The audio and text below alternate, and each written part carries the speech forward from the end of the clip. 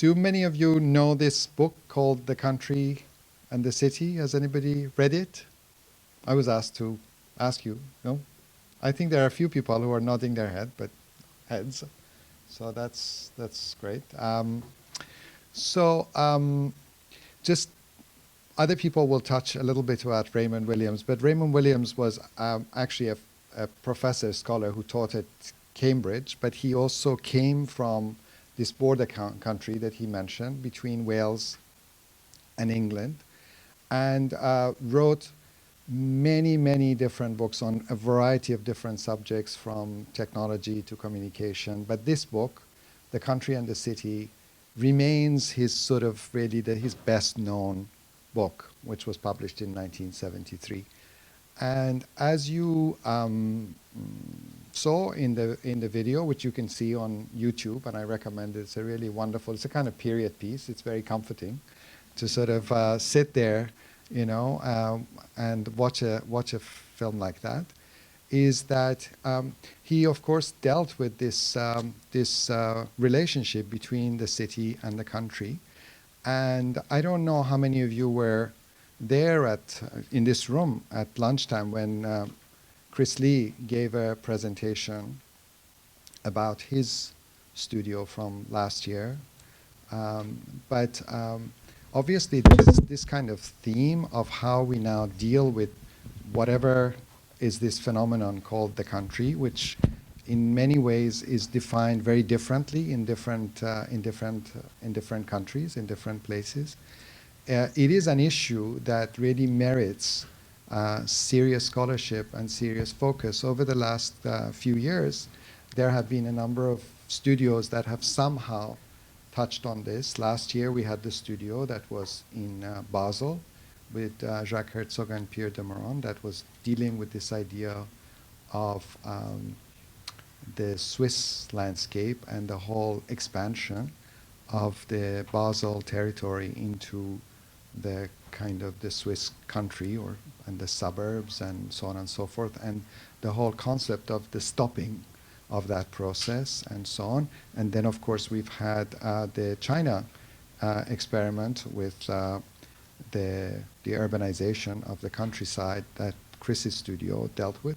And I suspect in some way or other, the proposed studio that Rem Koolhaas will offer in Rotterdam in the spring will also, in a way, will deal with these issues. I feel that as a school, it's really important for us to be addressing this. And as I said at lunchtime, it's also the whole way in which the city or the kind of the concept of planning has been dealing with the regional issue has always been an important part, and recently we haven't really been discussing it in such an explicit fashion, even though some of our own faculty, like Richard Foreman, have always been at the forefront of seeing, for example, the study of cities in the context of a sort of much broader regional setting. We want to use tonight in order to open up this discussion, this topic, and also we have some wonderful people who I think will help us analyze the nuances of difference, because this is also no longer just such a pure situation of the dualism between the city and the country and recognizing the interrelationship of the two. I think there are many subtle differences in terms of how the word itself is used. And so we're using this concept of ruralism as a way to get at something that is not quite the same as the urban, in a way, and to see what are the ways in which we as an institution have to study the topic. We have invited Frédéric Bonnet from France to do, in a way, a main lecture for about 30 minutes. Frédéric is a joint partner in a firm called Obras, which is dealing a great deal with urban issues. But he's also really addressing this question of urban design and the management of the territory in the French context, where the word territory also means something really much bigger than sometimes the way that we use that word, as well as, of course, teaching in a number of schools in France and in Switzerland. He's also about to come out with a number of publications that in some form or other will relate to these topics. After Frédéric, we're going to have basically very brief statements from Anita Berrizbeitia, that you know as our chair of the Department of Landscape Architecture and as someone who's really worked a lot on the kind of whole issue of landscape from a theoretical perspective. And it's obviously, she has a great deal to share with us on this topic. After Anita, we'll hear from Neil Brenner, and you know Neil and all his emphasis really on planetary urbanization and really thinking about the big picture. So I think it's great that we hear a different kind of perspective from Neil. And as you know, Neil also has a lab which is called the Urban Theory Lab. So I think that this work also relates to some of the work that he's been doing in the lab. Chris Lee, many of you were here, but Chris has a firm that's called Siri and operates in London and in Mumbai, and is also an associate professor in practice here at the GSD, where he's been doing 3 years of studios focusing on different urban conditions in China. And he will be back in the spring with a new format of option studios, so we're also looking forward to that. And finally, we'll hear from Professor John Dixon Hunt, who is also teaching in the Department of Landscape Architecture.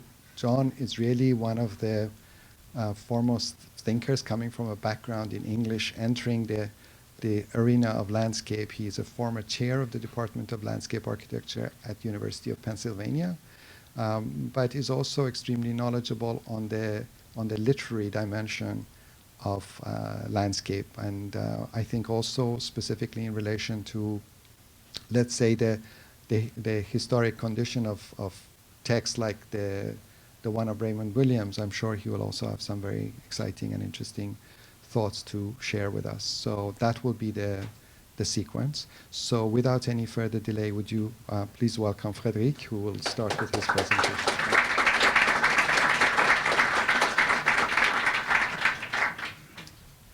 Well, thank you so much for this invitation to our important debate, I think.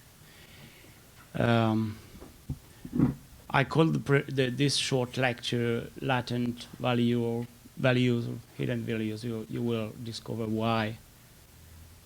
I think economical questions is the basis of my scope tonight, to talk about this rural question, the contrast in economic conditions, economic in the large extent. I mean, not only the values and financial questions, but also the way people just work together, exchange knowledges, exchange working powers and transformation processes. I think this is really in the heart of what we're talking about when we talk about rural versus urban, let's say.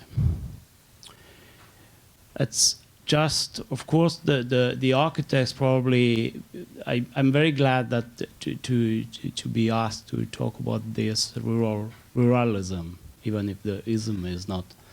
But anyway, during decades, the architects have been involved clearly in metropolitan questions, megapolis, urban areas, with many exhibitions. This is only one example here in Bordeaux with those maps. You see the comparison of big metropolis in the world. There's no context, there's no sea, no mountain, no natural areas, no background, no hinterland, nothing around. As if a big city like New York or Sao Paulo or Beijing could be just analyzed only with this built structure and infrastructure structure, never thinking about the rest, which is around and intricated somehow.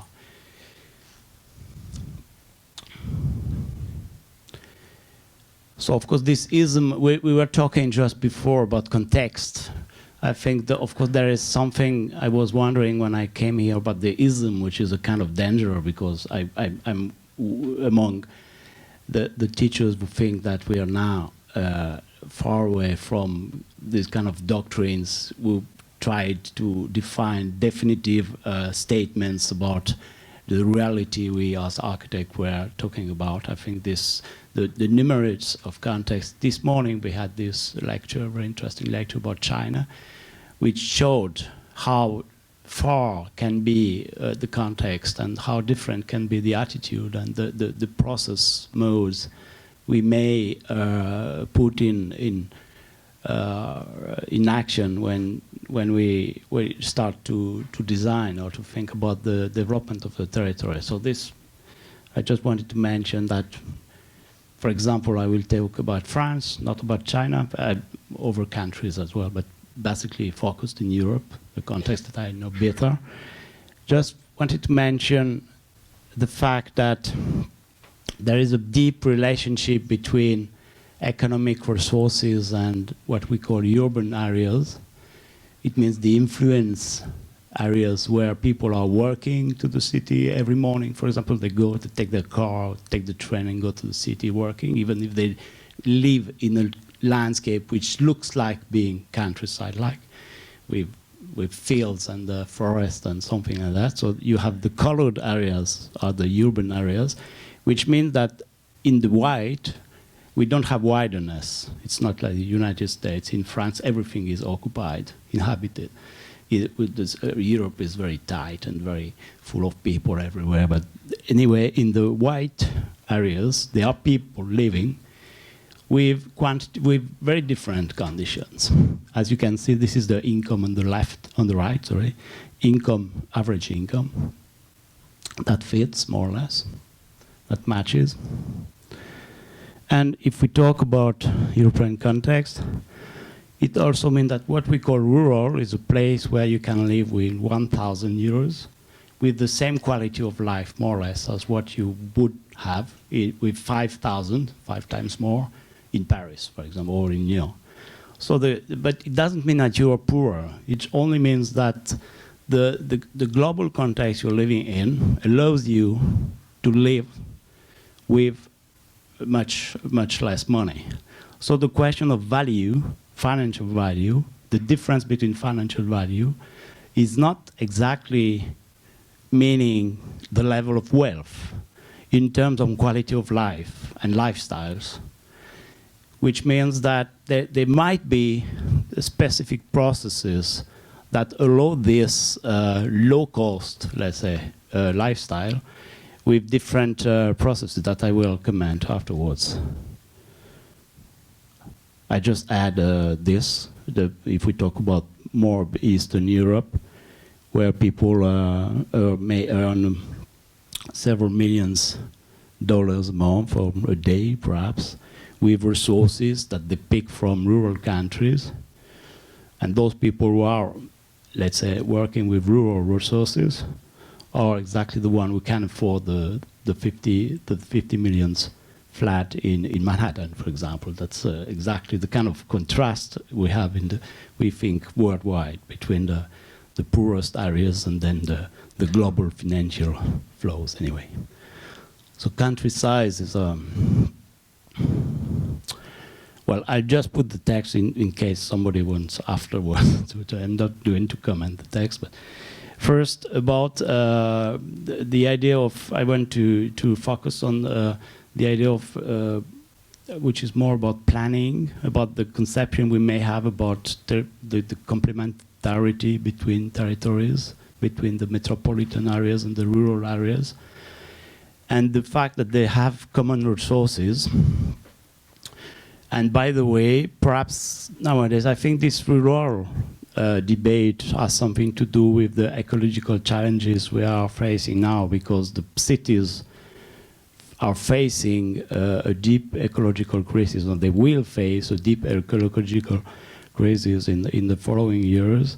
And they have to take into account food questions, water resource, the question of floods, of risk management, the question of biodiversity, the question of climatic effect that forest and natural surroundings may have on their development, So it means that the big cities have to take concern of what happens around. And that's probably because of that we are coming back to this. This is from the late 60s, from Ian McCarthy, you probably know, of course, where he had this thinking, for example, talking about Washington not as only a city, urban area, but having this Potomac Basin concern with the analysis of all the resources it can provide to the city. What we do, for example, in France, we had this experience of risk management, large-scale thinking. When here, this is in Côte d'Azur, in inhabited area, of course, where countryside is mixed with urban establishments, and we have this valley, which is all agriculture, which is very often flooded by the river, and the idea was to introduce. The problem with the flood is that the agriculture which is there is not resilient enough to be rentable, to be able to survive, let's say, without the help of some urban added value. It means that if you consider only agricultural activity, it is not enough to survive because it's been destroyed very often by the floods. So the only way to imagine the development of this area with better value is to take profit of this difficult condition. This is the risk map: fire in red, water in blue. It means that you cannot have any city in the blue, neither on the red. And this is rather a chance than a problem. If you consider that you can use this agricultural plain not only as a productive area, but also as a urban facility for the people living around in the white zone, which is not touched by the risk. As a leisure, so this is the other thing that the solidarity implies with the territories, that the people from the city, they use this countryside as leisure area, which give value somehow to this. We also work with such kind of things with, for example, this metropolitan area of Nantes in western France, where most of the country, most of the area is rural, like that one. Trying to introduce project, so it means that this is also new projects for the architect, which are not only the project for the village, but a project for the village which is also helpful, useful for the metropolis at the metropolitan scale. So it means that even the role of the architect becomes different, because you have small project whose purpose is not only for the people living around in a small circle, but for all the people, the 500,000 or 1 million person working and living in the 150 kilometers around, and who are able to use those facilities. So the commission, the nature of the commission is changing. And this, I think, changes the whole process of the way architect acts on the territory. You have a client, but actually it's the village, but then the use is much wider, which takes into account, let's say, the fact that this is an image you probably know from MCLAS, the fact that countryside is full of other activities than agriculture. So the idea, this kind of marriage we automatically do between agriculture and countryside is totally false. It's totally obsolete. I want also to make a few comments about Switzerland. There used to be a deep tradition about the interdependence between natural resources and infrastructures and urban areas in Switzerland, coming from the 20s, with this Hans Bernoulli, who has been a teacher of many well-known architects like Diener, the father of Roger Diener, was a pupil of Hans Bernoulli, where they had this, we are in the 20s, and they already have this focus of thinking the city together with the green areas, with the countryside, with the fields that are somehow around, and give value and give facilities to the urban life.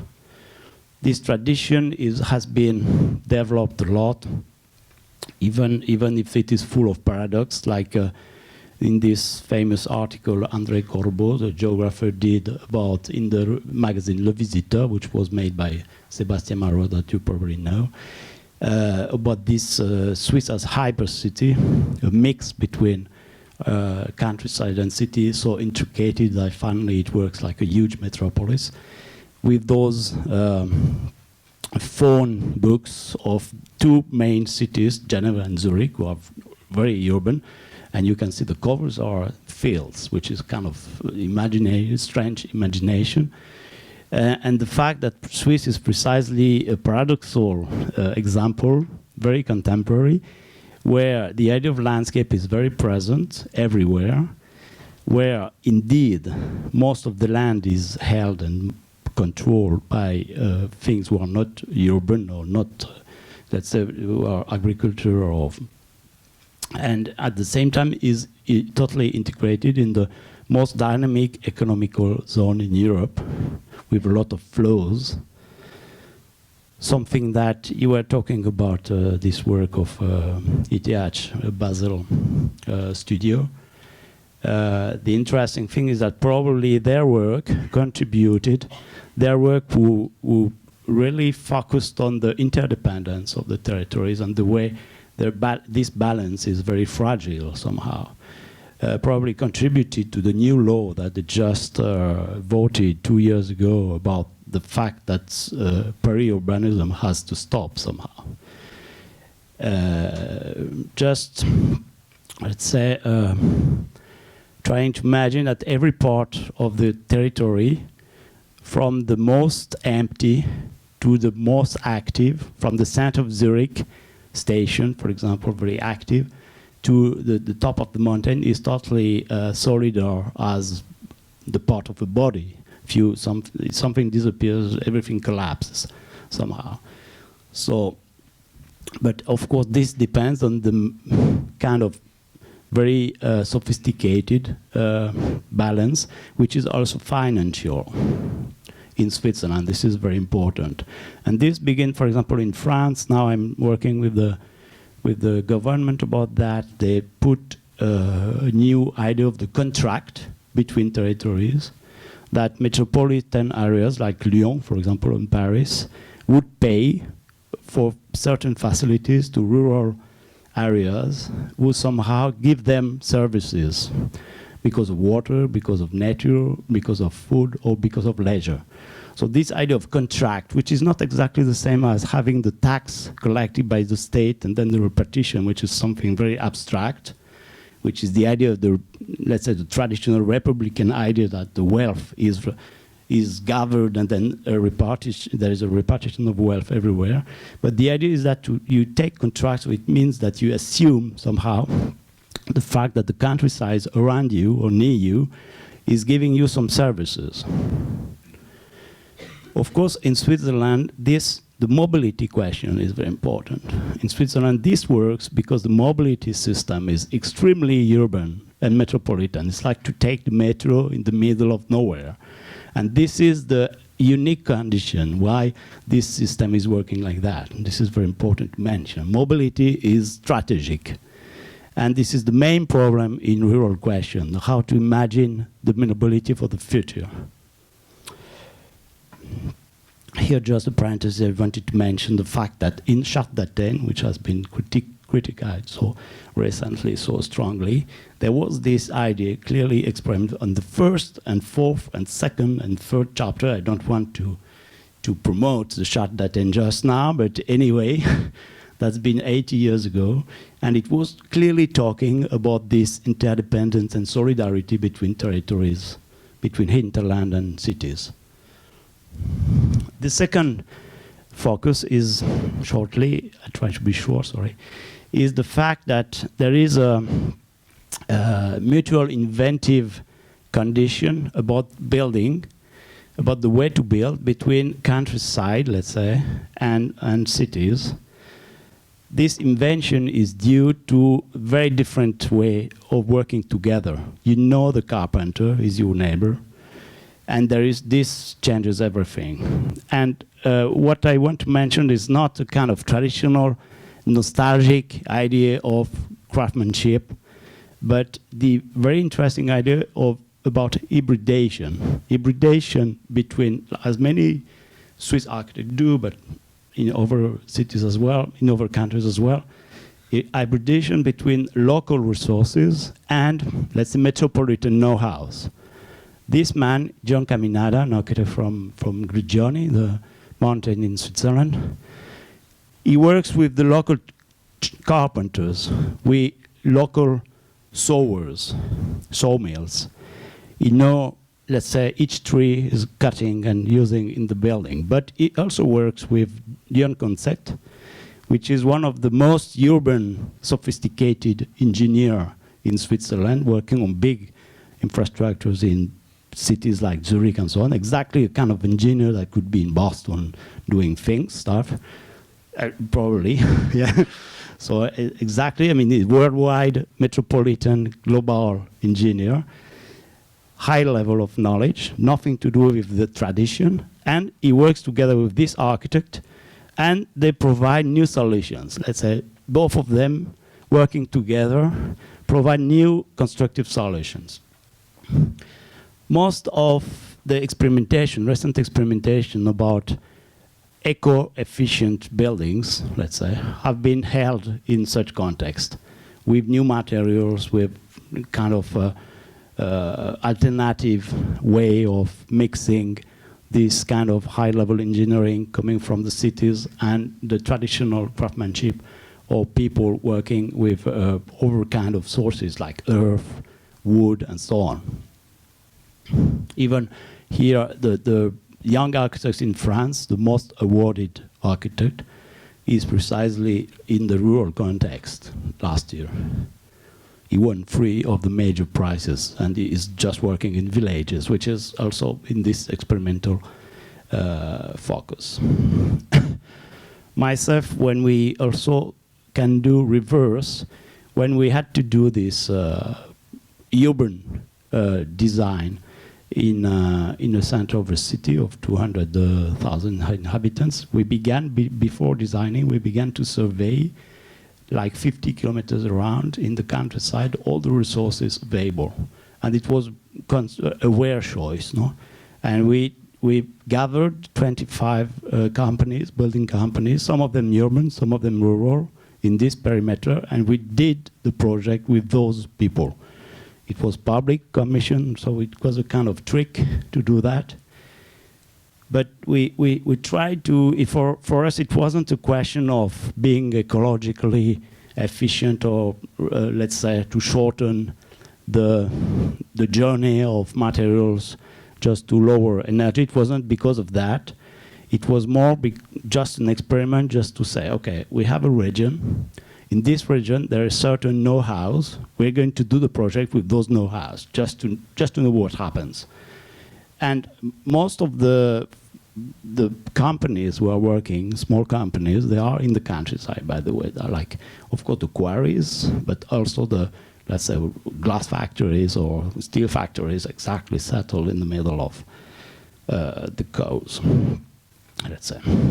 And we always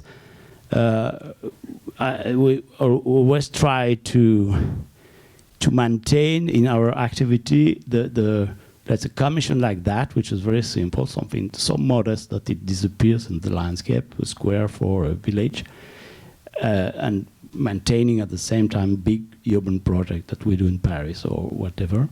And the context is because the level of possible investment in so low, it implies different way of thinking the design.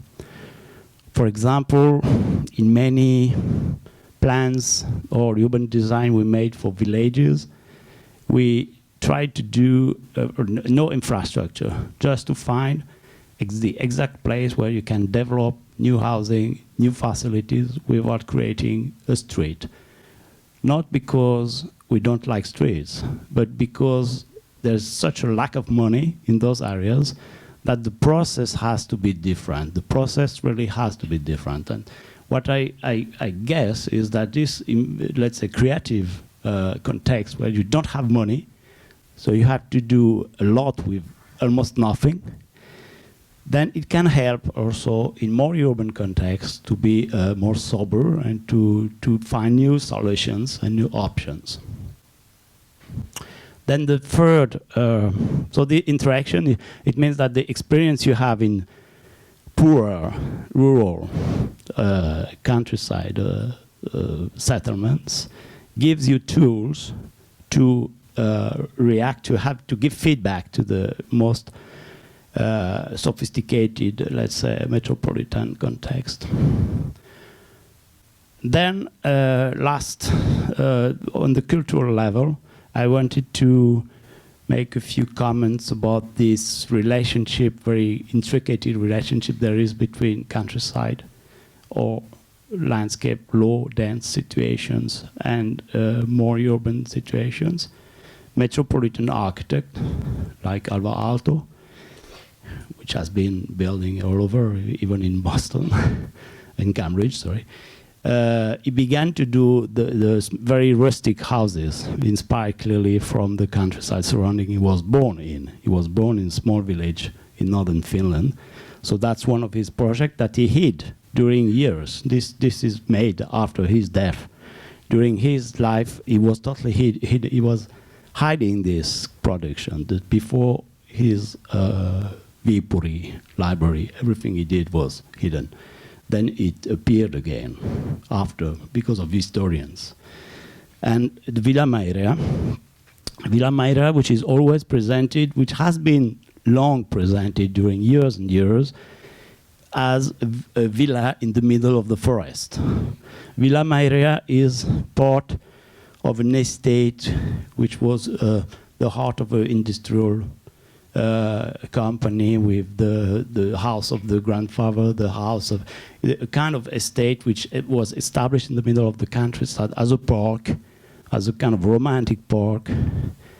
Exactly the same phenomenon that what happened with the Palladian system between Veneto and Venezia, and the urban people having their house in the countryside, and the way it transformed totally, it urbanized somehow the places and the sites. So this is always very ambiguous.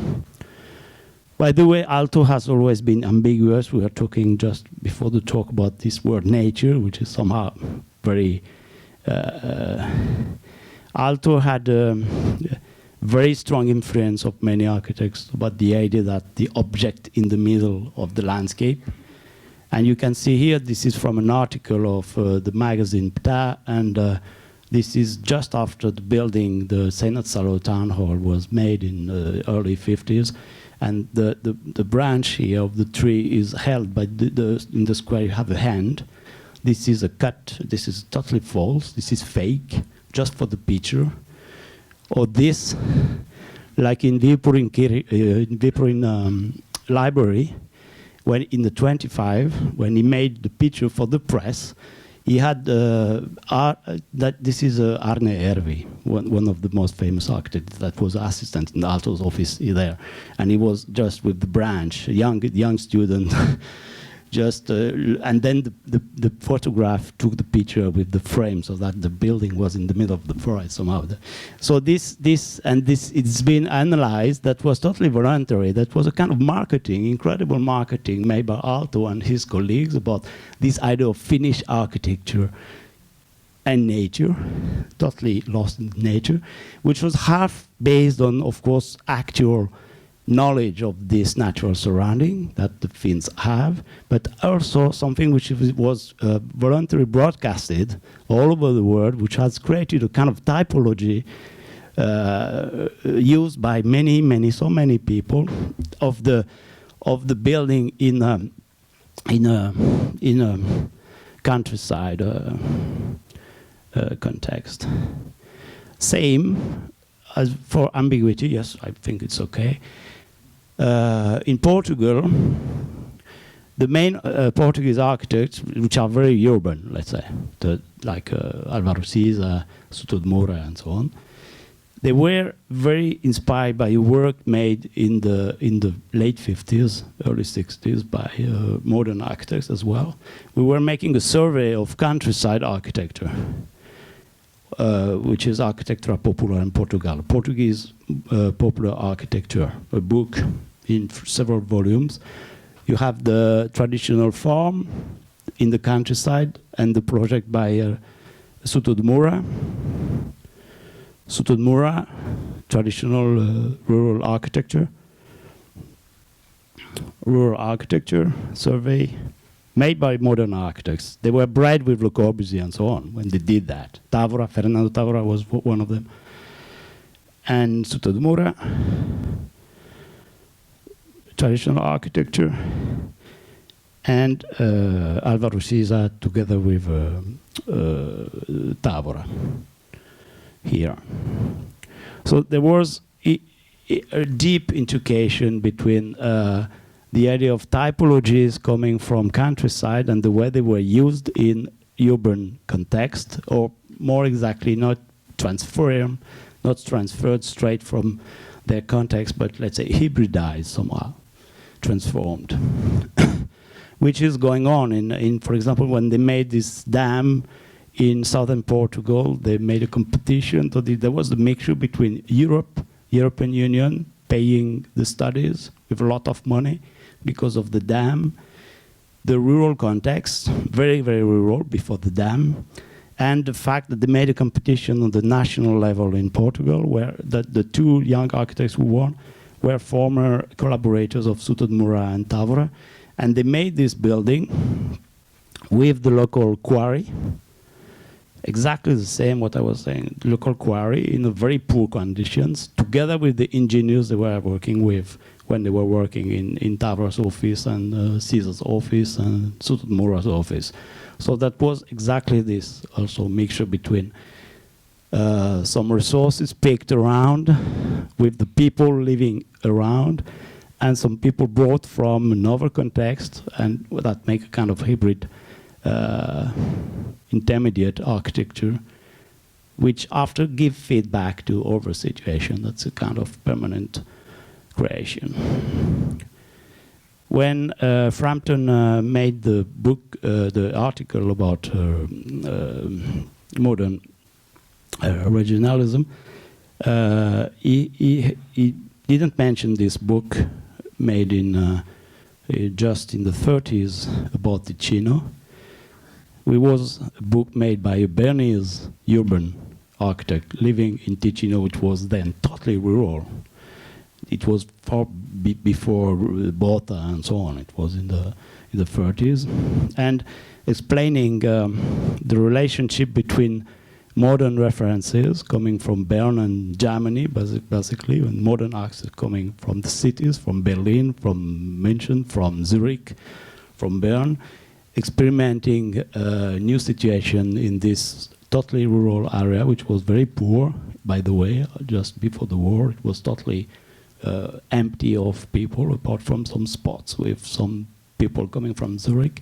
And the slow hybridization of typologies and elements of architecture crossed during decades to announce Rinotami, for example, which was like the basis of the or let's say the modern contemporary or more recent architect movement we know in this area, that among others Frampton was commenting about, like Botta's work, which was also dealing with rural typologies. So this, and I will end with this image, this means that the most of the work about architecture, even contemporary architecture, even in urban context, may always be a feedback of something which has been experimented in in countryside context. There is a book, this book about Hypothèse Aldo Rossi, the hypothesis of Aldo Rossi. Aldo Rossi taught in ETH in Zurich during a few years, in the early 70s, and he was the author of Architettura della città, the architecture of the town.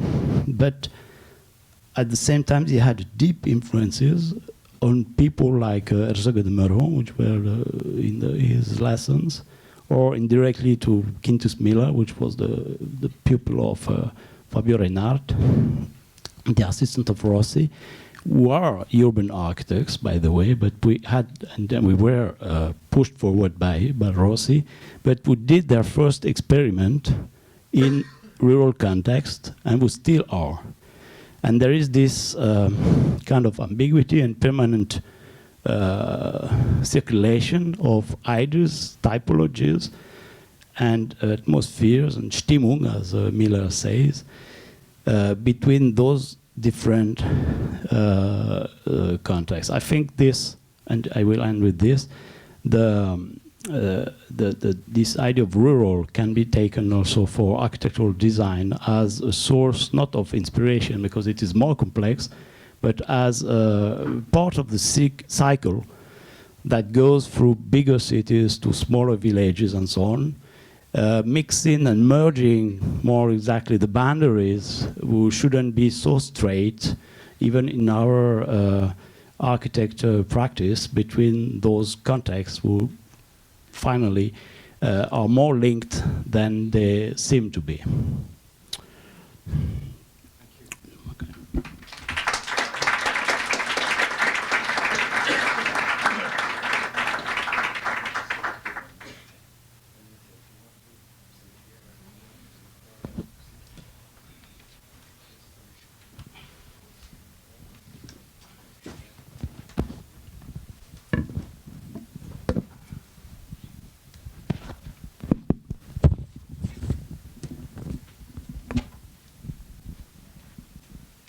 So Frédéric, thank you very much. There's a lot to pick up. I didn't know you were going to bring it so much to architecture, which is actually interesting, how you did bring it so directly to kind of questions of practice. So hopefully we'll ask you some questions soon. But maybe, Anita, I can start with you. We're going to sort of ask you for just some quick remarks or comments, positions. Sure.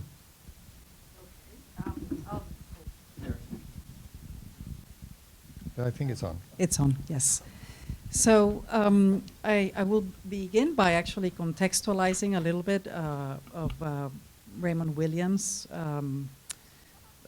documentary, which is to say that he is operating just from the material ecological point of view in a landscape that tends as temperate landscape to a forest condition. So anything that is not forest there is a product of labor, whether human, animal, or mechanized labor, and of different forms of institutional management.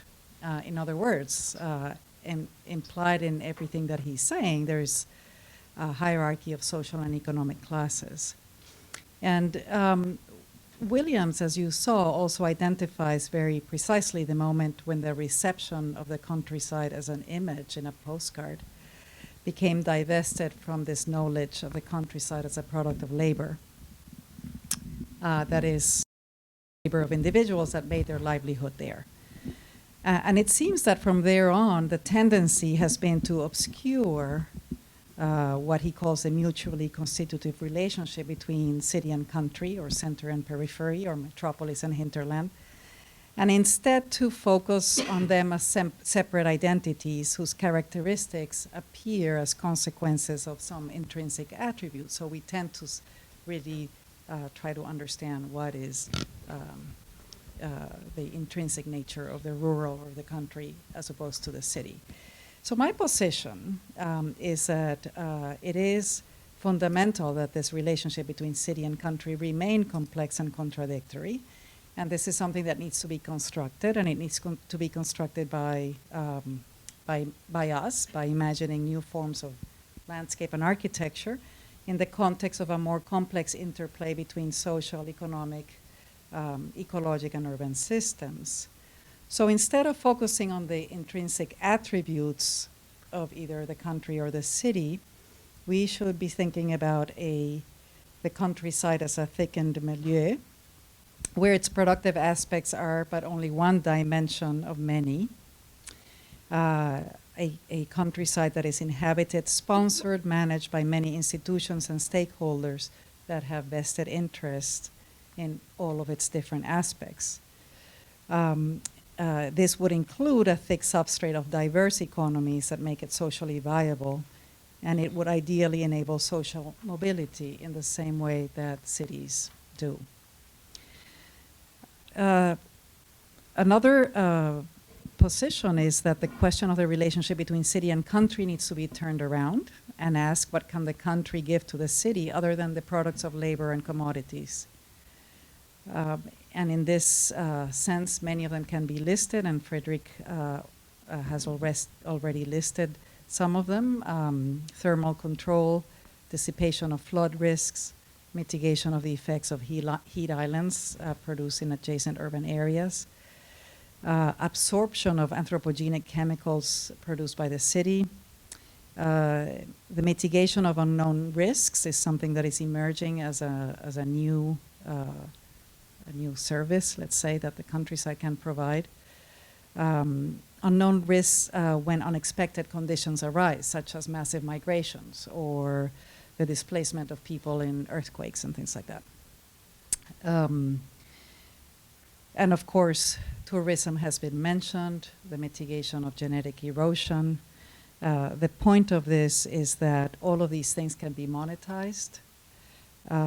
These are issues that transcend this binary of city and country, but that also potentially can turn around and make the city much more dependent on the country than is readily acknowledged. And so I would like to end with the case of the Swiss landscape again, which is a landscape that, although mostly it is appreciated because of its beauty, it is designed to serve primarily as a landscape of defense against the possibility of invasion.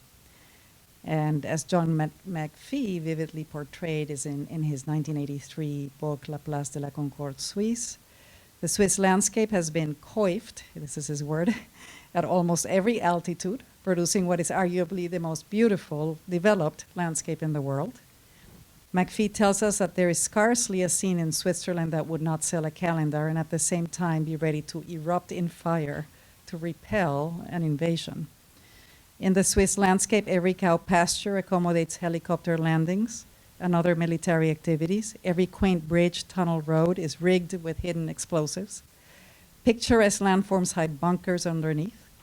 And the lines that divide meadow from forest are neat and absolute. No gradients allowed, managed by military agronomers and kept by state-subsidized fencing. Yet this is not a landscape that operates in a singular way. It is productive, recreational, supports a robust tourism industry, and it is, of course, symbolic and emblematic of the nation. So the point is that the production of the countryside as one type of landscape does not preclude its reception and even its functioning as many other landscapes. And resisting the tendency to essentialize the countryside is a precondition to redefine new relationships between architecture and landscape, urban and rural, metropolis and region, as well as social and economic hierarchies between the two. Thank you. So a lot is already on the table. I mean, we could already open this up, but we're going to obviously keep going. I just want to say I'm really glad we're having this discussion. I mean, it's really important to think about the site and the scale at which we design and think about design. So I'm just, you know, wherever we land in this conversation, and it will obviously continue, I just think it's really important, and it's great to see so many people here for it. So as some of you know, my position on these matters is something like the following. I think we do need to deal with the rural and the countryside, but the way in which I try to deal with such questions, also in collaboration with others, including some of you in the room connected to the Urban Theory Lab, is by embedding those issues within the broader question of urbanization. So for me, urbanization is the starting point through which I confront a variety of different conditions and processes of transformation, social, infrastructural, and ecological. So Frédéric, one of your formulations was everything is occupied. And I think that's actually a very useful starting point for starting to pose questions about spatial transformation and spatial difference. What is it occupied by? What is the role, for example, of capitalism and processes of capitalist development in occupying and transforming different zones of the planet? So those are some of the kind of orientations that underpin the work that I'm doing. And I just want to offer like 5 pretty quick propositions to sort of lay out that orientation in a little more detail, and then hopefully we can get into a broader debate about the many issues on the table. So first proposition, and this is very much connected to Raymond Williams and his whole approach to the city and the country, and that is that capitalism constantly produces uneven spatial development, territorial inequality, socio-environmental inequality at all spatial scales. So there are many forms of spatial difference in the world. They can't all be derived from capitalism, but many of them are connected to the dynamics of capitalist development. And capitalist development during its entire history for the last 4 centuries, depending on how you periodize it, produces different formations of patterned, structured spatial difference. So differentiation of space mediated through the process of capitalist development. That's proposition 1. Second proposition, also very much connected to Raymond Williams, is the idea that in everyday life, in cultural formations, we tend to conceive the world in terms of fixed and relatively bounded categories of settlement, such as the notion of the city, the notion of the country, the notion of the urban, and the notion of the rural. There's a whole history behind that. It's also, and I was very glad that this came out so strongly in Frédéric's presentation, this is mediated very much through state spatial strategies and state territorial strategies. It's a long discussion, but states play a very important role in imposing a certain apparently fixed and stabilized order upon spatial arrangements, which in turn have a massive impact, at least during the last several centuries, on categories of everyday life and categories of practice, enabling us, or perhaps imposing upon us, certain stable, fixed settlement categories, even amidst constant flux and transformation. So there's a bit of a disjuncture. This is where theories of ideology become very important. On the one hand, flow, transformation, creative destruction of space. On the other hand, institutions and practices that engender the apparent experience of fixity and stability.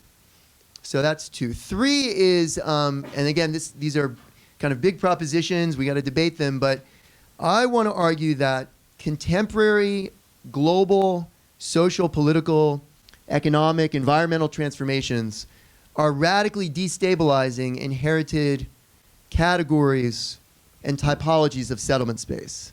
So it's not to say that those city-country divides or society-nature divides were entirely defensible in some earlier formation. We can have a long debate about their articulation to different phases of urbanization and phases of state formation, but I would want to make the argument that since the long 1980s, so roughly the period between the 70s, the crisis of Fordist Keynesian developmentalism, through the crisis of communism and state socialism in the early 1990s, during that juncture and then subsequently, we've seen something like an implosion and explosion of planetary, political, economic, environmental organization. So it's generating a variety of new conditions of landscape, of territory, of urbanization that we have to deal with and that we don't really know how to deal with. But these are the challenges that it seems to me we confront. Again, we can have a big discussion about those transformations. Just to ground it briefly in terms of the rural, I mean, you can talk about the city and how the city is embedded in those transformations. But the rural, and again, Anita and Frédéric have already alluded to this, historically it's acquainted with the agrarian, it's acquainted with certain pristine natural conditions, but increasingly, and again we saw this in Chris's presentation this morning, the rural is being industrialized, infrastructuralized. Many of the most significant environmentally destructive impacts of contemporary economic processes in the world, such as those associated with resource extraction, occur within so-called rural spaces. And the list goes on. I mean, we can talk about migration flows, property dispossession, all kinds of dynamics. But the rural increasingly is a zone, the rural in quotation marks, of major social, spatial, environmental transformation. So the inherited, as it were, lens through which we perceive the rural is arguably seriously at odds with the realities that we confront. So quickly, final two propositions. So the fourth one kind of obviously follows from what I've said so far, which is that we need alternative framings to think about the way space is organized, the way space is being transformed, and the way we might engage in strategic action under those conditions. And what I want to say here is that, you know, reasonable, highly intelligent, progressive, you know, people can fundamentally disagree about how to reframe it. And in the field that I work in, urban social science, there's actually a big debate among many of my colleagues about whether one even needs to reframe the field. And so there are a whole lot of positions where there's radical disagreement about how to reframe the field. But there's also a strong condition of more orthodox or disciplinary responses which say, no, inherited categories still work. So there are many axes of debate among those who want to reframe the field. We may have our disagreements about how to reframe it. But there are also many of those, both in scholarship and in practice, who would want to argue against the types of positions that I've been arguing. So final proposition related to the rural, our theme. So I've already kind of alluded to some of the ways in which I think the rural is being transformed. So with my friends and students and colleagues in the Urban Theory Lab, we're doing a number of projects related to rethinking urbanization, planetary urbanization.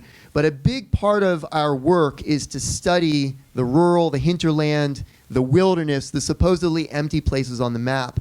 And part of what we're trying to explore, just to kind of give you a hint of what we're up to, is the idea that the hinterland, or the rural, is increasingly being transformed into something like an operational landscape.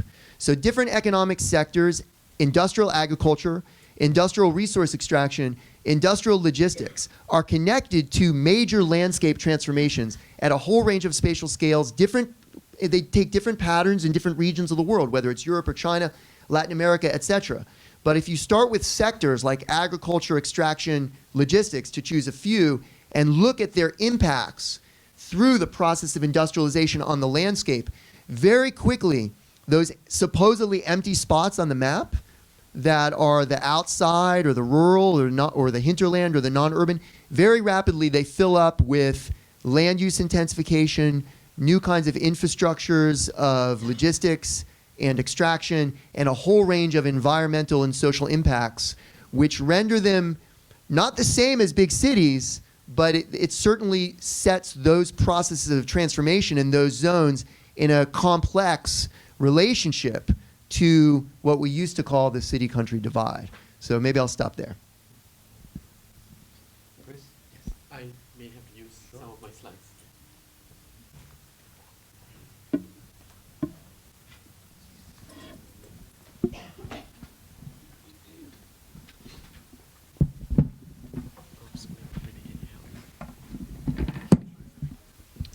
All right, I'll try to be brief. I think instead of perhaps putting forward certain propositions, I think I'll try to attempt to outline and frame certain urgency using a very particular example, and to highlight this urgency so much so that perhaps we could begin to galvanize a certain formation of a disciplinary action towards this particular problem that I will highlight.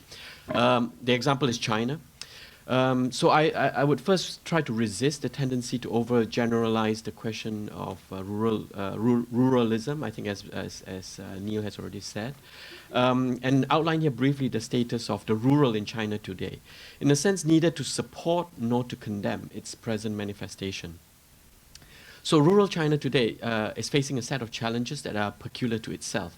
With the rate of urbanization in China reaching the 51% mark in 2011, the next phase of economic and social development will be focused on the urbanization of its rural areas.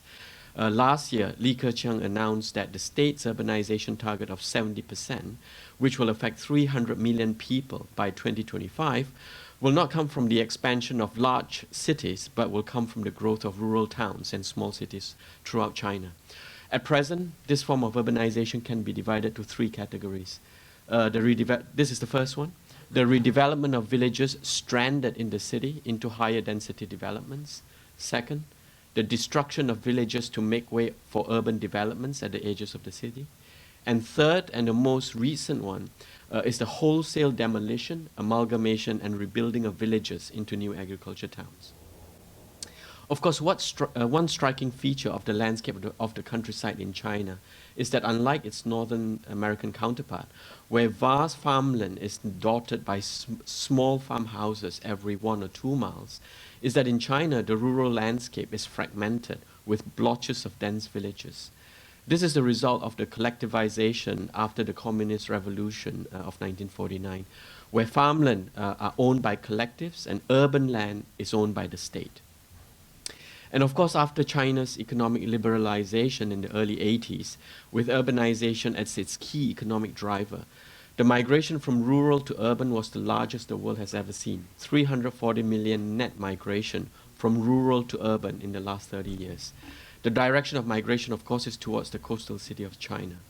However, this rural migration do not have the same status as its counterparts due to Chinese ecosystem. And rural migrants, of course, are denied basic public services in the city. This rural to urban migration have also other consequences. It leaves fields untended in the countryside, and also children of migrant workers are left behind with their grandparents in villages, as they have no access to public amenities in the city. So currently, the state tries to address this imbalance in development between rural and urban areas. And the current drive, of course, is to safeguard agricultural land and to make them more efficient, to improve the living condition of rural areas, and in a sense to attempt to stem the flow from rural to urban. And of course, the fourth is to increase the GDP of rural areas and to uplift the standard of living in the rural areas. So I would say that at the moment, we do not have a well-formulated discipline of ruralism, that the development of the rural area still uses the terms and tools of urbanization or the developmental city in China. So I would say that thinking about how we approach and what do we do with the countryside in this particular instant is not only a disciplinary problem, but it might perhaps offer an alternative to the narrative of inevitable hyperdensity and the fetishization of the culture of congestion of the recent past.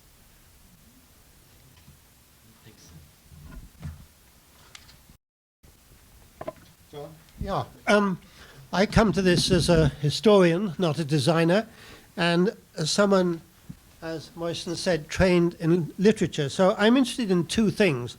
I'm interested in context, not concept, and I'm very much an empiricist, and I don't like generalizations. And one of the things I think about Raymond Williams in his book, he was very personal. You can see from the clip of the movie, but he was also a fundamentally well-researched person. But I'm glad most of you haven't read the book, because it's all about England, and of course you don't want to hear about England. But what you do need to do is read his last chapter. Chapter 25 has nothing about England in it, and is all about concepts relating to what he has seen as the exploration of England. But my worry about the book is he does talk about one landscape and one country only. And one of the things from you talking about, and Anita, and above all you were talking about, is we've begun to see there are very different kinds of countries. And within those countries, there are infinitely small areas of départements in France, for example, countries in England. And what really annoys me as an Englishman in this country for 30 years, people talking about the West Coast, the East Coast, and the middle. Now, I normally fly over the middle, but in fact, when I do, I actually began life in Michigan, there are so many different parts, and it really bugs me that, I mean, you talk, I think, beautifully about some of the different locations, how Saint-Étienne is much better than Nantes, for example, and how you approach it in a totally different way. So I think we've got to have more attention to small-scale things. I think we also have to have, and Raymond Williams himself, in the final chapter, he said, we need more comparative studies. I want more comparative studies. We have to have them. And right at the end, you talked about Japan. Well, no, you also mentioned Japan right at the end. And Anita, come on, I did listen.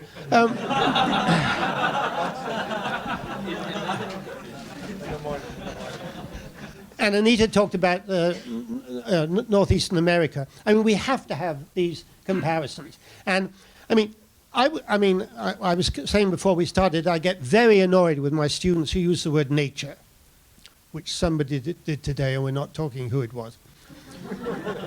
But the point is, nature was always invented. Always. From the very first use of the word, nature was an invented term, and it implied to an invented nature. That interests me. But what also interests me is the nature of invention. How you invent nature. Not that nature was invented, but how that invention came about. That seems to me something we really have to talk about much more. I think I'm a bit worried by the binary opposition of city and country, because partly the word binary suggests two things, but doesn't suggest a dialogue. And we're beginning, I think, to hear about a dialogue. But I want the dialogue to come from the country, not city, as opposed from city to country. And in fact, Raymond Williams said all capitalism originated in the country. The country brought capitalism to the city of London. I think that is something. And in fact, if you go into the history of landscape architecture, which I'm not allowed to do, people created Versailles out of the land workers who came into Versailles every morning at 6 o'clock to make that. And the great gardens and parks of Europe have been created by people from the countryside, not by landscape designers. I think Raymond Williams has, I think, two very interesting things to say. He says that he worries about countryside. And by the way, right at the end of the book, he has a one-page of an appendix on... Sorry. I keep on wanting to hit people with this. That's a problem. He says the word country comes from the word contra, which means over against. And the word was used, what is over against the spectator? Only in 1526 was the word countryside developed the meaning that we now have. It came out of a sense of in opposition. And it's that opposition, that dialogue, that I think we need to explore, not just the word binary. Then he talks about two things, and I'll end with that. He talks about the shared consciousness of living in the country. And he does talk about transport, and after the talk this morning, people were concerned with transportation. One of the things that nobody mentioned, and of course Raymond Williams, writing this book in the 70s, couldn't begin to think of, is how about the shared communication, the shared consciousness of the internet. How does the internet transform our understanding of the rural and the city? And how is it identified? Because Raymond Williams said either it's a question of identifying it as a place of repression or enhancement. And he makes one point which, as I grew up in the country, it matters a lot to me. He said that, our idea of the rural, he's talking about, he's a Welshman, and I'm an Englishman, I don't like to talk about the Welsh very easily, but he's talking about a Welshman in 1971. And he said that the rural conveys the idea of childhood. It is what you think about for your childhood. I want to say something completely different. I think the rural now is a place where old people go. And so my idea of the rural is where I want to live in my next 20 years, not thinking about myself as a child. I think the childhood has reversed entirely from being the place we think of. as an atavistic moment to where we want to go in the future. And that I think we need to talk about. Great. Well, thank you very much, all of you, for these incredible, very provocative interventions. I think there are lots and lots of things that have been put on the table. I think it would be great if we can engage you to talk amongst yourselves, so to speak, for a little bit. But I do want to pick up on one issue that's been touched on both by Frédéric and by Neil, which is really, in Neil, when you start talking about the way in which the rural or the countryside is really becoming more and more part of this notion of the operational landscape. And I think when, Frédéric, you were talking about the kind of comparative equivalence between the white parts of the French landscape, where people might have €1,000 a month, versus other parts which are urbanized, where they would be earning 5,000. And you sort of suggested that the quality of life between the 1,000 and the 5,000 might be similar. I want to raise something which is related to this, but it's, I think, the other side of it, which is that despite these imbalances, for example, in a country like United States, we do know that there are incredibly poor rural areas, as indeed there are incredibly poor urban areas. But part of the argument for mass migration has been precisely economically created, because people have come to the city for better kind of condition of life. So I'd like to find out, what are your thoughts? What are the kind of propositions? I mean, the fact is that the operational landscape that you're discussing doesn't necessarily produce a lot of jobs and doesn't produce certain kind of equivalence in terms of income.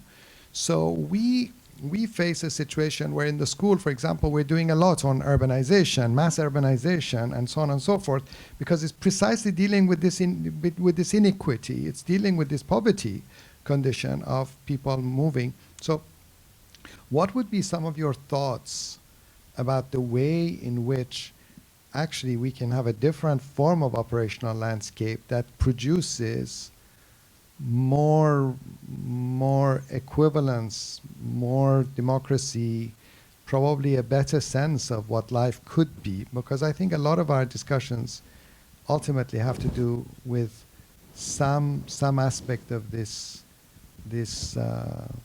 economic imbalance that exists. I wonder if anyone has any. Frédéric, you want to? Yeah, I guess the question is perhaps the most important question for me. I think this question of, let's say, more than typology is the difference, the fact that we assume that there is different of potentials. Mm-hmm. It means that any place you are, near the place you are, there are other areas who are interdependent with a high difference of potential. Potential means, let's say, the financial capacity, the lifestyles, everything, the process modes, and so on. And I think that we take into account the fact that this difference of potential is something very important. When you were saying that you want to rise, for example, the GSD, the income, at which level do you want to rise it? I mean, at which level is it reasonable to imagine that there is a kind of homogenization of income, of way of interact, and what I wanted to, I think by the way, this kind of alternative in economical relationship that there is in some areas, who can be a disaster in some. For example, if you talk about very poor people living in the countryside, when I'm reading North American literature, it's tremendous when you see Jim Harrison or Richard Ford or people like that. That's talking about Montana, Michigan, or Wyoming. It looks terrible. I mean, the people, the way, I mean, through the literature, at least, the way the despair of some of those territories. But apart from that, I think that there are resources and there are ways of dealing together, of managing together, of creating an economy which is an alternative, very, very precious alternative to the one we know in big metropolitan areas. Because basically, what you said, I was very interested in what Neil said about the capitalism and the way this, for example, cities from the 16th century has been made not only by a public king or something, but it has been made by private investment, basically. It means private investment, it means that some people are putting money to get money back, to earn money. Not because they are awful bankers wanting to, but just because that's the phenomenon that you invest and then you've got your money back somehow. This works, and this has been working in big cities. It still works in big cities. I think a city like Boston has been made like that, probably. All big cities have been made like that. The only problem is that you don't find any investor for a rural country. That's a big difference. There are places where there's no investor. Nobody is going to put money just to risk money, let's say, and because the feedback has nothing to do with that. And all this has been in Europe, for example, in whole Europe now, there is a big crisis because up to now, this difference of investment capacity has been managed or has been, let's say, balanced by public authorities. It means that the idea of redistribution was the basis of the difference.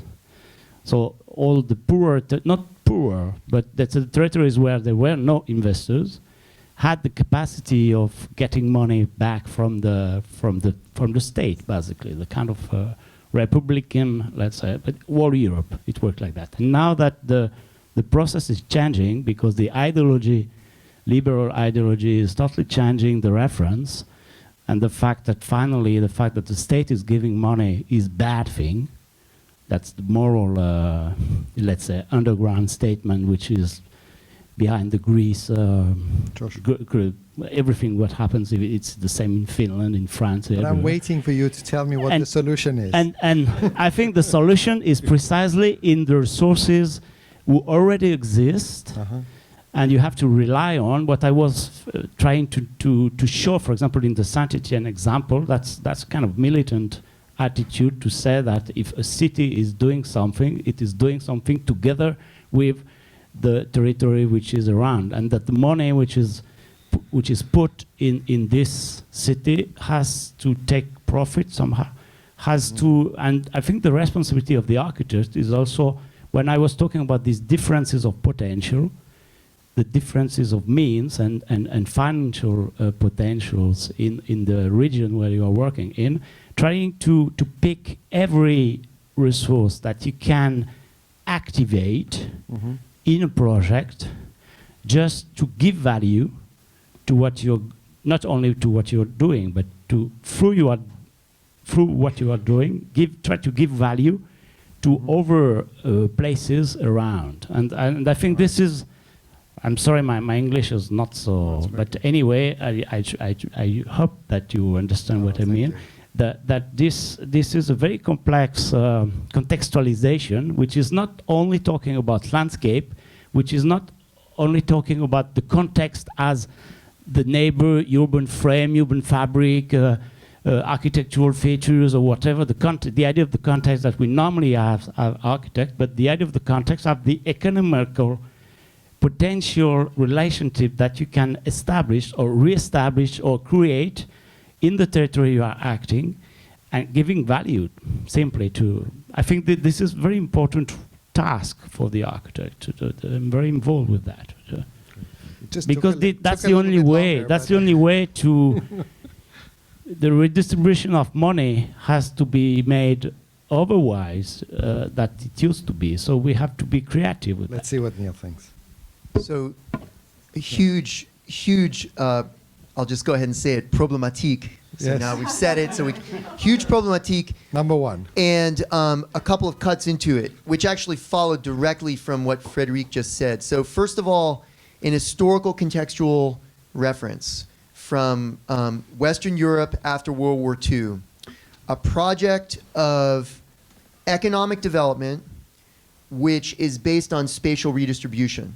In some of my earlier work, I referred to it as spatial Keynesianism.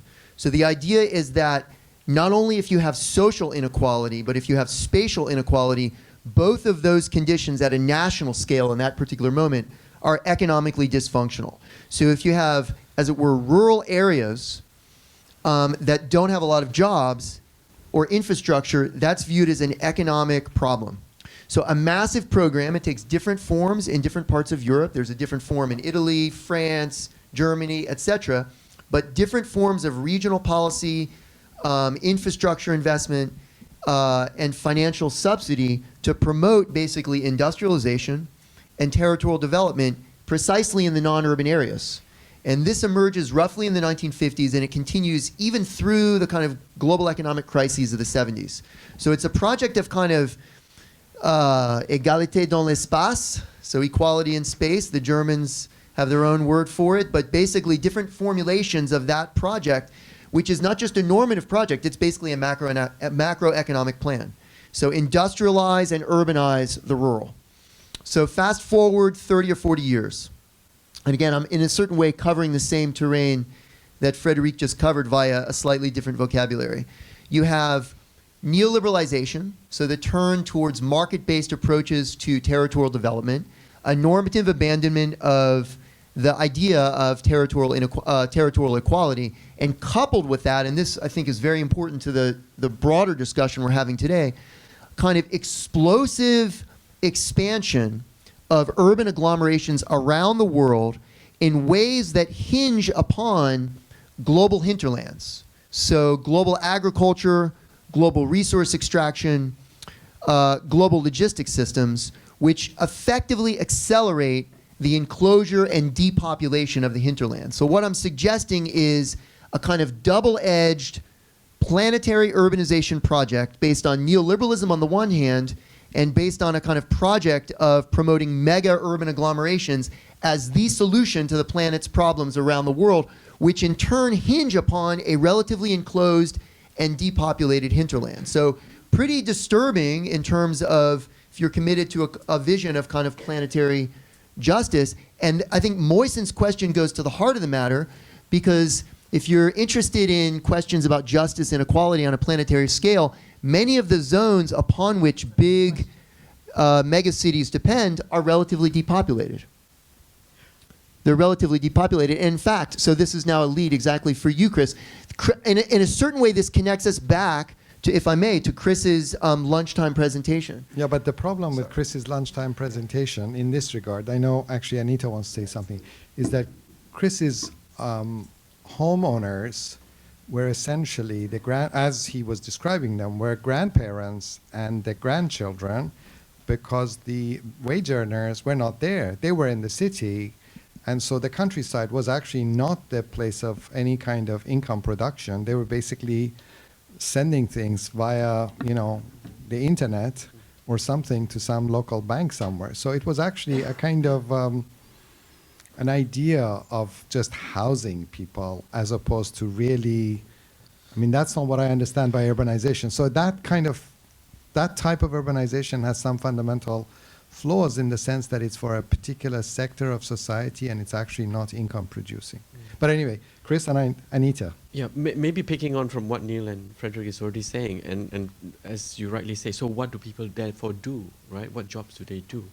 I think for developed countries, I think do what you're doing now in the city. For instance, with knowledge workers, as Richard Florida would say, if, for instance, I can work in a transit lounge, on a flight, in a train, in Starbucks, so what stops me from doing the same thing that I'm doing in the countryside? In the sense that we begin to think that nature of work is changing. Not all of us have to be in the same place at the same time all the time. And in that sense, telecommunication technology allows us to do that. And immediately we begin to open up the whole notion about, or disregarding the notion of zoning that actually is so still prevalent today in most of the process of urbanization. So my direct answer is to keep doing what you're doing, but somewhere else. So Yeah, no, I just want to say that I think you're right. At least in England, more and more people who can work in the country can work in the country and do it all by internet. This does not, however, create any large economic uplift for that part of England. And the contrary bit of that is that more and more agriculture is mechanized, so you're using fewer and fewer people, and those people who don't have any work are going elsewhere, presumably to the town. So you do have people moving to the country, but they're not really taking big money with them. They're taking their own money with them, but they're not actually drawing people into the country and getting funding to follow them, except for themselves personally. Yeah, I think in a sense that's what I was ending my presentation earlier in lunch today, in a sense that we could see that this migration should not be compared with the overall rural migration to the city, where it's attracting, let's say, 300 million to one place. I think, let's say, in the question of China, I think we could say that this migration is small migration, but to hundreds and thousands of villages. And in that sense, this migration will also have, in a sense, trickle-down economics. These workers require restaurants to go to, they require schools for children to go to, etc., etc. So there would not be an economy of that scale of the city, but it will be more dispersed, more network. And I think we can already see that happening. Let's say if I were to extrapolate, let's say, the condition in London right now, most of the housing boom that we see in London right now is not creating housing for Londoners. No. The young people cannot afford, they cannot even rent.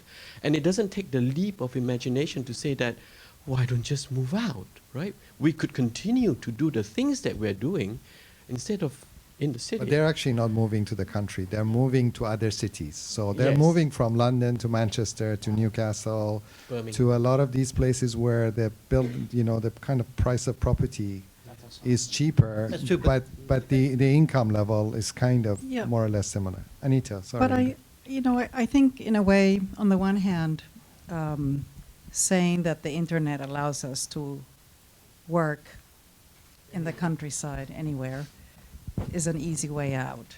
At the same time, talking about the scales that you talk about,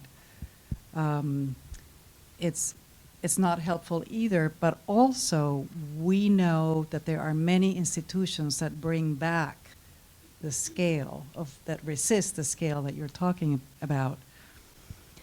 Institutions that perhaps, because what the processes that you're talking about tend to maximize the return on the money. So that's the capitalism that you're talking about. But what we need to envision, which is what I was explaining in the terms of how the Swiss landscape works, or some actually of the areas outlining Boston, is where you have agricultural areas that are made to work at many levels.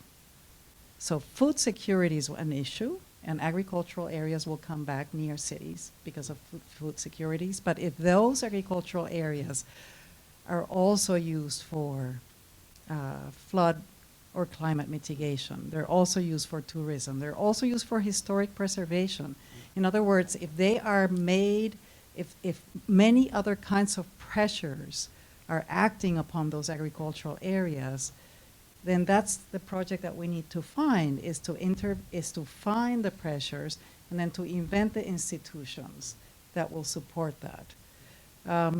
We have, and one of them is, for instance, recreation as well.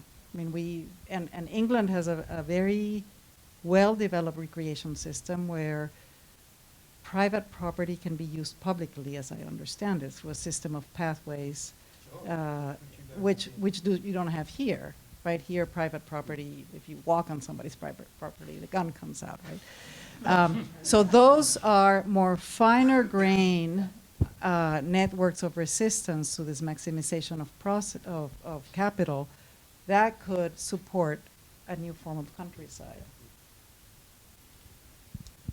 So maybe this is the moment to open it up. I mean, one thing that I would like the panel to think about is the phenomenon of distinctions, because we talk about this country and the city and the interrelationships, Chris did talk about this polarism and the yin and yang, the idea of distinctions that are also interrelated.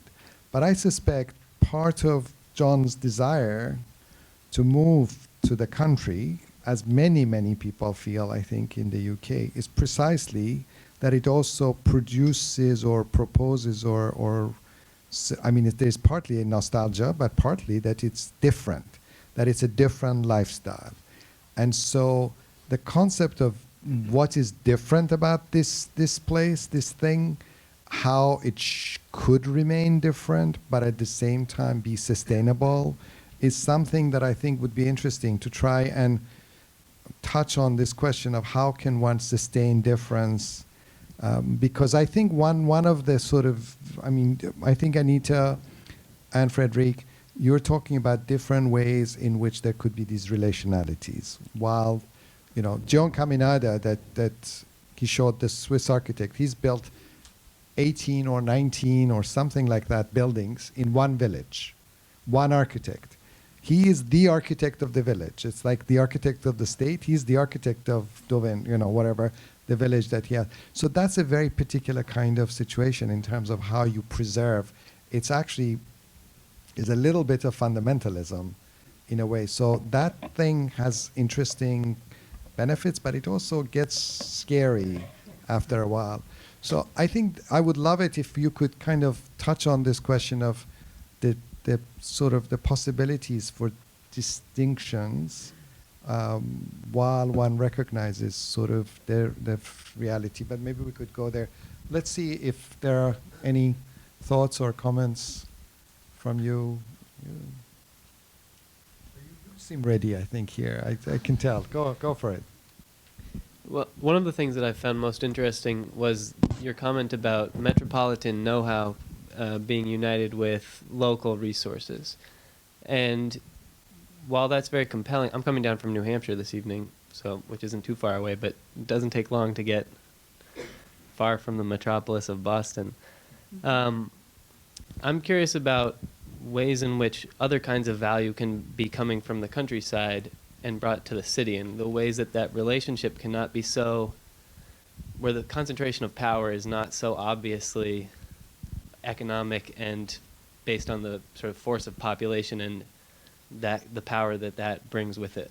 And I'm curious if there's what other opportunities there are for not just local building and material resources to be united with metropolitan know-how in the case of engineering, but what other kinds of knowledge and sort of rural products of all different kinds can be leveraged against the inertia of the metropolitan. Should we collect a few just to get Sure. one? Any other comments? If you have, Ed is there. There's somebody else next to you, Ed, who I can't see. I think this builds on Professor Hunt's comment about the desire for specificity and just how, and I guess this might be addressed to the dean specifically, how this discourse will be sustained in the school if, for example, at least as a representative body, very few have engaged in texts such as Raymond Williams and would have been familiar with this underlying dichotomy, which city and country, which to my mind is constitutively English in nature as opposed to other formulations of it. And how the rural, the rustic, the country, the agricultural, the hinterland, the wilderness, the pré-carré that Anita was talking about, that some robust and vocabulary have to be formed. And the only last thing I'll say about that is, sorry, this is a bit specific, but since you started with the movie Raymond Williams, I couldn't help but thinking of a BBC production 20 years prior, which was Nicholas Pesner's The Englishness of English Art, the Reith Lectures, which is, here we have a German-Jewish immigrant in England telling England what's English about England with regard to Panofsky's, ideological antecedents, which was another way of suggesting the kind of industrial subtexture of the English picturesque landscape. So these translations and migrations of ideas and definitions, I think, are going to be very important for this dialogue moving forward, especially as we then export it or import it to China, depending on how, or other regions, depending on how you view that. Thank you for your support. Thanks. I guess this is a question for Professor Brenner, but it could be for anybody who wants to answer it.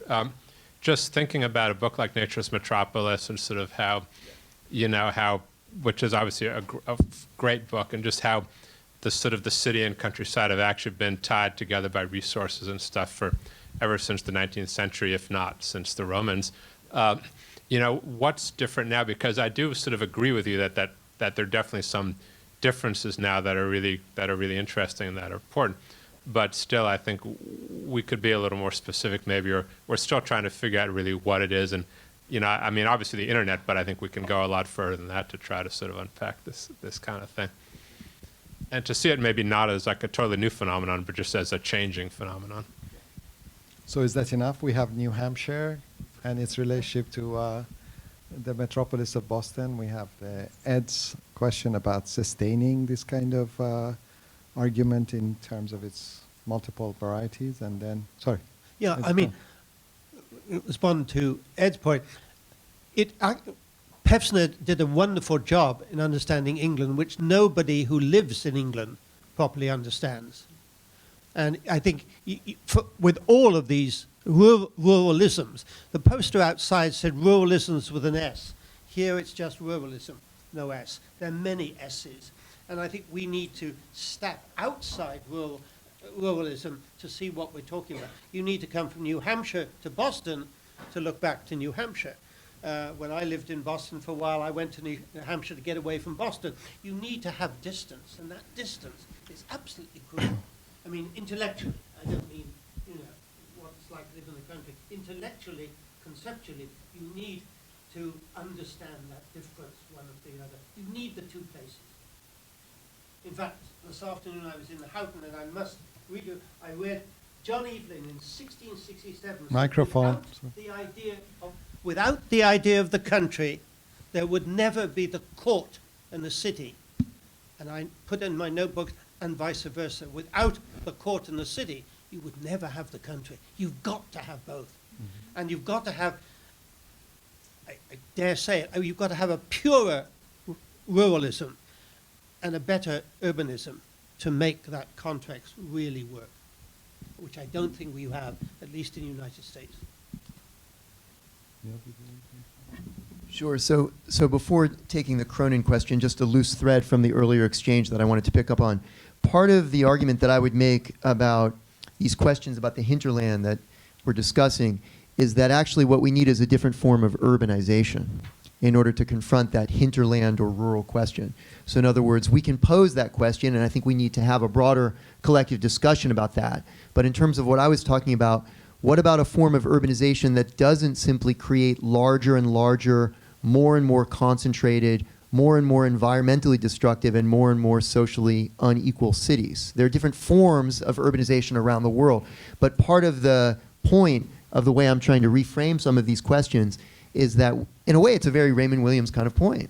You can't really pose these questions about environmental destruction and social dispossession in the countryside except by reconnecting them both analytically, cartographically, and politically to questions about the form of urbanization that we have. So that's a long discussion, but for me, that's the point of the moves that I'm making. In terms of the Cronin question, and I'm not sure how many folks have read that really important book for this conversation, Nature's Metropolis, just a few threads. So Cronin writes a book which is about the historical transformation of Chicago during the 19th century and the industrialization of Chicago. And it's basically as much about the construction of the Great West as an industrial landscape as it is about the history of Chicago. So indeed, you're totally right.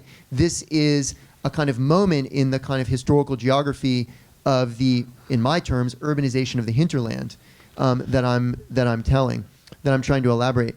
So I'm actually wrestling with this question right now in terms of the distinction that I've been making between the hinterland and an operational landscape, which is a much more industrialized and planetary scaled or large-scaled phenomenon. And in terms of Cronin's analysis, he frames it as nature's metropolis. And the argument is that the industrialization of Chicago entailed the transformation of a kind of inherited nature, in quotation marks, Thank you. in order to produce various kinds of primary commodities. So you find a kind of, in his terms, first nature, and you convert it into second nature through a process of commodification. What I and some of my colleagues are trying to argue with regard to the notion of an operational landscape is it's essentially an historical extension of that process. It's no longer simply inherited, relatively uncommodified and unindustrialized natures, but grappling with landscapes that have already undergone a process of industrial restructuring, systematically transforming them, we might say designing them, in order to serve a new round of whether it's industrialization or, for that matter, the management of the environmental and social consequences of earlier rounds of industrialization. So that's the direction I would go. That's not a complete answer, obviously. I'm very annoyed about this use of the word hinterland. It depresses the center. The hinterland is what's over there. Is there a word to use in New Hampshire about Boston as the hinterland? I mean, we need better language. I think they use the flatlanders. But it is a linguistic problem. And if we don't have the right words and we don't survive with a complex vocabulary, we won't take this any much further. So, no more hinterlands, please. Just a quick comment about Ed's question, because I think, Ed, I was saying at the beginning that, you know, the fact that we had the Basel studio and dealing with kind of Basel, if you like, and the rural or the countryside, and that we've had at lunchtime the kind of China version of that, and now in anticipation of kind of what's going to happen in the spring in Rotterdam, where I could also imagine, you know, Europe is facing this incredible migration of, you know, half of Syria now ending up in Germany. There's going to be this issue of where are all these migrants going, and presumably a lot of them are going to go somewhere that's not in the cities. And so there's going to be a new kind of camp, whatever, I mean, it's going to be much nicer than what they had in Syria, but there will be now camps in the countryside, and I assume that part of that is also about the transformation of the German countryside, the landscape. I'm sure that given the sort of the depopulation that is happening in Germany, that's also partly welcomed, but it's partly not. So there are these conflicting kind of ideas about incorporating the migrants, but at the same time not wanting the migrants. These are the kinds of questions that I think the school is dealing with. But tonight, I think just also in terms of opening the discussion with something which is, actually it's not exactly English, it's Welsh, I mean, I think with Raymond Williams, it's partly for me a kind of nostalgia, because it's the 1970s for me. This is like the period of my education in a way. So I mean, it's very much a kind of nostalgia thing. But at the same time, it is very precise in terms of a kind of conversation that starts at a particular moment. And I think the specificity of that conversation is a useful platform. But like John, who wants to go to live in the country, I mean, Raymond Williams also, his last book is actually a 2-volume thing that he did about the Black Mountain, where he went back basically to the kind of the whole Welsh roots and started writing very specifically about a particular location. So I also can see that there is some value to be claimed about, you know, the idea of sort of specific things or specific places and so on. And I think in the States, we have a very different sense of that. So I mean, like when Frédéric starts talking about, you know, this interaction between the country or between the villages and the architecture and the typology and the Swiss, I mean, in the US, we've had a version of that. It hasn't turned out very well. I mean, we have this new urbanism business, which is also, in a way, is trying to learn from the idea of the New England town and so on. It's not that different from what Aldo Rossi says, but the results are very different. So I think we also could really look at some of this material with a different eye. And that's why I think that the discussion about comparative methods or comparisons is interesting, because if, Caminada is able to do something very specific in a location, I don't see why we can't do it in New Hampshire. In a way, it sort of requires a different type of discipline. All of these, I think, for me, have another sort of little bracket, which is that I think a lot of the things that Neil wants won't happen without the intervention of the state. And the thing with the Swiss is that, the trains that are going there, they're national Swiss trains. In the UK, where there's been privatization, you can't get to half those places anymore. The postal service is different. There's a lot of stuff that's to do with the very fact that it's not economically feasible to run the trains to those places because of the fact that the population is not there. So part of this whole question is going to be how you can produce income in places that don't have the population that justifies the economy that goes with it. And the Swiss have been able to kind of get around that by actually, partly they're smaller, partly they have an incredible tourist economy, partly they have created sophisticated mechanisms of kind of dealing with the land, which is harder to sustain for places that are extremely dispersed than very big populations. So they're much more technically specialized in a way, but I'm sure there's a lot that one can learn from there. Frédéric, you have some thoughts? Just to react, when you talk about Caminada, that it's something scary, you said. Yeah. But anyway, I think he's fantastic. Yeah, but at the same time, yeah, that's a kind of ambiguous position. But anyway, if he wasn't acting the way he acts, probably there wouldn't be architecture. There would be the transformation needed for this territory would have been made otherwise, let's say with a lower quality probably. And I think that there is a kind of bet of those territories that if they make architecture the way they do with their own resource, with mixing it with this engineering I was talking about, gives value. It means that the people, not only that they go on coming to this territory to visit it, but they go on purpose to see the new architecture. Most of the tourists in the Swiss, they also come to have these new places, to see these new places. So it means that the architecture activity is one of the purpose for the extra value which is brought from the urban areas to those remote, because this valley is very remote. It's certainly far away. So I think in that they really use architecture as a mean to provide attractivity, let's say, to make the territory more attractive. Great. So this strategy is somehow, and I think it is totally politically assumed. I mean, it's something. It's not random. It's really militant. Great. So look, I wanna finish, but I want to finish very quickly, not very long, please. But really, I want to use Ed's question as a prompt.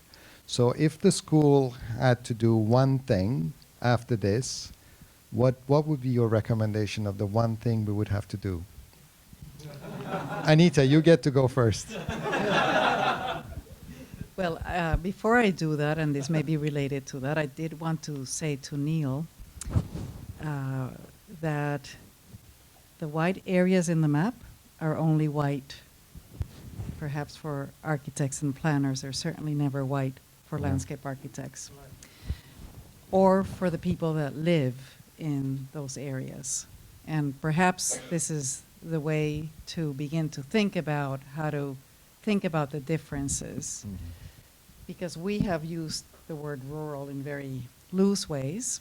I have found myself thinking, oh, I have never thought of that as rural when it was being said by, used in different ways by different people here. So yes, I do think that words matter as describing specificities, because they also deal with different processes. So for instance, New Hampshire had a massive logging economy that made Bostonians very wealthy. And that economy moved to the Midwest. Now, its economy of mining granite has persisted still. I would imagine it will end when the mines close. But it entails a certain kind of process of reinvention by which the regional governments or the state governments have to reinvent themselves continuously as they reinvent their economies in relationship to their own cities or to a larger system of cities as well. You can So- think about your answer. Yeah. I need one sentence answers, Oh, please. okay. Not very long, elaborate, because everybody is now ready to say goodbye to us. Yes. So my one sentence answer is that it would be great to see us do research and design studios that explore the challenges, theoretical and practical, with trying to envision a different urbanization. This is a long sentence. With urbanization understood as both transformations of big metropolitan regions as well as of whatever we subsume under the non-urban. A seminar in which 5 different ruralisms in 5 different countries were explored through the history and the literature and the design remarks upon them. That is a complete sentence. That's what we expect from somebody who's an English major. Come on. Frédéric, you have a recommendation? Very brief, please. One sentence. Yeah, change the paradigm of representation. I think most of the problem we have about lexicon comes from the fact that we are still in the map, which is static, when our word is a question of flow. And the question of influences change. Boston and New Hampshire, I mean, depending on the place you are in Boston, the relationship is not the same. This is because everything changes when you move. And our representation is tremendously, clumsy to represent these interactions. We're using a lot of commas in our one sentence. Yes. In a way, we could just go back to Raymond Williams' book, Keywords, Yes. right, where all of these things are parsed out. That's one of his least good books. Yes. That's why I said in a way. Locate both theoretical challenge but also practical challenge, but never take your eye away from the disciplinary knowledge that the discipline already has. Thank you all very much. This has been a wonderful evening. Thank you for your patience. So please bring your ideas for the next events and look forward to seeing the projects that come out of these discussions. Thank you.